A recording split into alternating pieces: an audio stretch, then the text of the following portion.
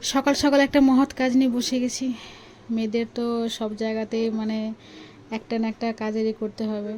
বাবার বাড়িতে এসেও ভাবি কী করব, কারণ বসে বসে খেতে আর মানে খাওয়া যায় না, খিদেও পায় না। সেই জন্য আর কি সকালবেলা বিড়ি বড়ি দিয়েছিলাম, দিদি, আমি, মা, দিদা সবাই মিলে। আর সকালে টিফিনটা তোমাদেরকে তুলে ধরা হয়নি, কারণ টিফিনের সময় আমি ছিলাম না, সেই জন্য আর কি। আর দুপুরবেলা রান্না হয়েছে অনেক কিছুই, কিন্তু সে রান্নাগুলো আর কী বলবো তোমরা সব দেখে নাও, কারণ এত কিছু রান্না বা এত কিছু তরি তরকারি, সেগুলো মানে এত মনে করে বলা যাচ্ছে না। আর সত্যি কথা বলতে আমার শরীরটা ঠিক নেই, আমার চোখ মুখ দেখে তোমরা বুঝতেই পারছো যে শরীরটা আমার একেবারেই ঠিক নেই। সেই জন্য আর কি মানে আজকে প্রচণ্ড ব্যথা বেড়েছে, যে সকাল থেকে আমি বিছানাতে শুয়েছিলাম, উঠতে পারিনি। আবার একটা পেন কিলার নিয়েছি, তারপর উঠছি। দুপুরবেলা উঠে একটু ভাত খেলাম, অল্প একটু, মা খুব জোর করলো তাই একটু ভাত খেলাম আর চোখে মুখে একটু জল দিলাম। মানে ওষুধটা খেয়ে এতটাই গরম লাগছিল, কীরকম যেন একটা শরীরটা করছিল, তো সেই জন্য পুরো চোখে মুখে জল দিয়েছি। একটু খেতে বসলাম, মায়ের সাথে দিদির সাথে গল্প করতে করতে একটু খেতে বসলাম। খাওয়া দাওয়াটা করে তারপরে একটু রেস্ট নেবো, কারণ সকাল থেকে প্রায় বলতে গেলে মানে সকালে টিফিন খাওয়ার পর থেকে বিছানাতেই পড়েছিলাম। এত ব্যথা, এত পরিমাণে ব্যথা বেড়েছে যে মানে কিছু বলার নেই। তো কিছু তো আর করার নেই, জানি না এটা কবে ঠিক হবে, কবে সুস্থ হতে পারবো সেটা বলতে পারছি না।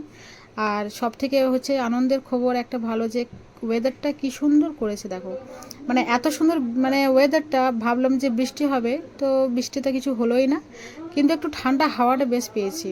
তো তোমরা দেখো, তার জন্য আর কি ভাবলাম যে মনটা খুব আনন্দে ভরে গেছে যে বৃষ্টি হবে, তার জন্য পুরোটা আর কি দেখালাম।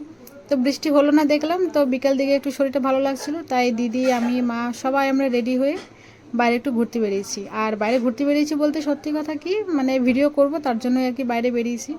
অনেক দিন হলো যে ভিডিও দেওয়া হয়নি, মানে সবাই কমেন্ট করছো যে কেন করিনি। তো কিছুটা ভিডিও করে সন্ধে হয়ে গেল, তারপরে চলে এলাম একটু বাজারে।